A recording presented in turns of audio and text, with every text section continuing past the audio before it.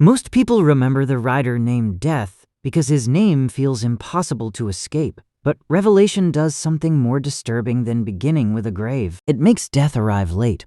Before the pale horse appears, another rider has already entered the world, and he does not look like a nightmare. He rides a white horse. He wears a crown. He carries a bow. He goes out conquering, and that is where the real fear begins. The first rider does not look like collapse to the people watching him. He looks like strength when everyone feels weak.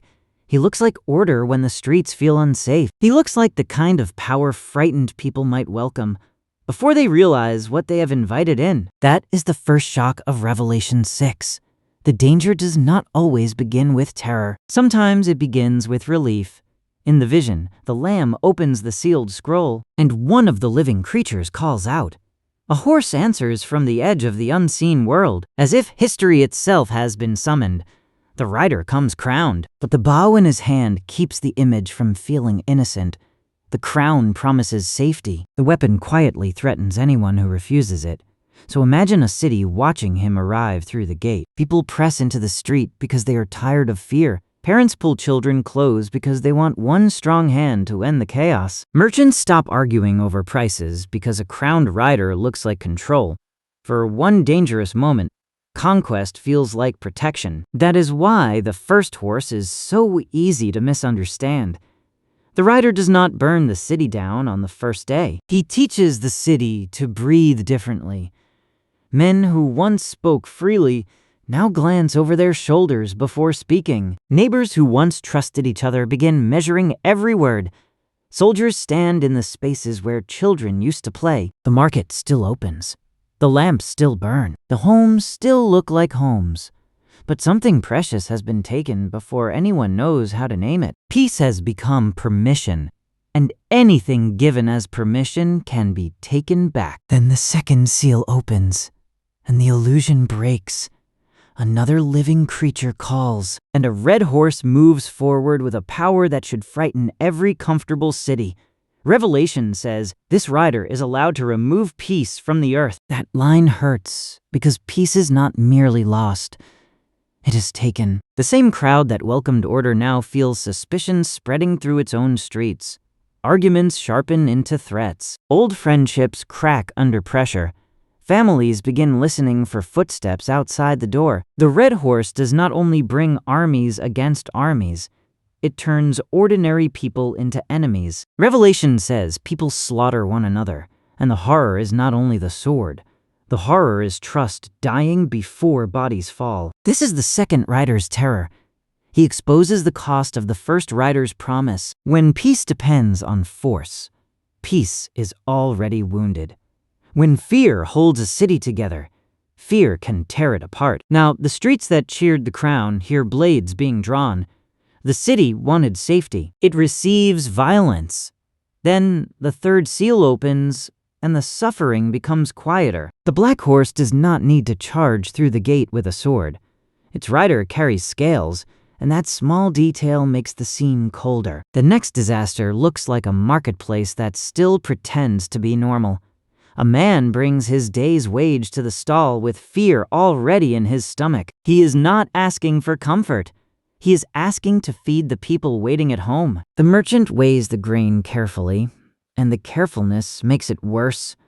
There is food in front of him, but not enough mercy. There is a price, but no rescue. The voice announces what a day's pay can buy, and survival suddenly feels like a punishment. This is famine in Revelation. It is not only empty fields and silent ovens. It is a world where food remains visible while ordinary people cannot reach it. That is why the scales are so frightening. They make suffering look fair. They make hunger look calculated.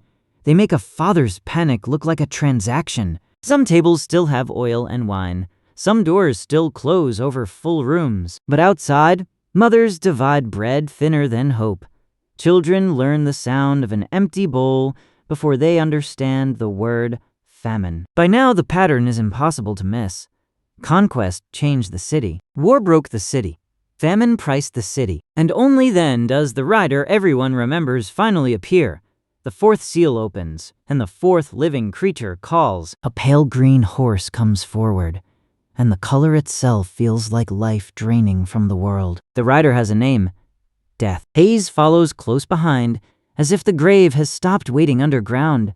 But this is the twist that makes Revelation 6 so unsettling. Death is not the first shock.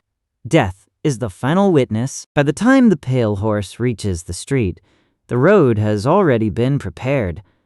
The crown prepared it by teaching people to trust conquest. The sword prepared it by tearing peace away. The scales prepared it by turning bread into fear. Death only names what the other riders have already built.